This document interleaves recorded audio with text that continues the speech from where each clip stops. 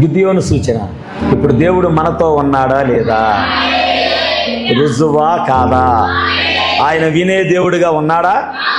ఆయన సజీవుడేనా? ఆయన ఈరోజు కూడా అద్భుతాలు చేయవాడేనా? ఆయన నిన్న నేడు యుగ యుగాలు ఏకరీతిగా ఉన్న దేవుడేనా? హల్లెలూయా, హల్లెలూయా. అందుకే నిత్యమైన స్తోత్రార్హుడై ఉన్నాడు, నిత్యమైన నమ్మదగిన దేవుడై ఉన్నాడు. Praise the lord. గిద్యోనా, నీ చేత ఇశ్రాయేలీలను రక్షించాలని నేను ఎలాగనుకున్నానో, ఇప్పుడు దేవుడు అపోస్తుల చేత కూడా ఇశ్రాయేలు వంశావళిని రక్షించాలనుకున్నాడు. ఇప్పుడు ఇక్కడ ఒకవేళ గిద్యోను వచ్చిన ప్రశ్నే వీళ్ళు కూడా మనసులో కలిగి ఉంటే ఏమని, ప్రభువా మా చేత ఇశ్రాయేలు వంశాలన్నీ రక్షించబడాలని నువ్వు ఉద్దేశిస్తే మాకొక సూచన చూపించవా?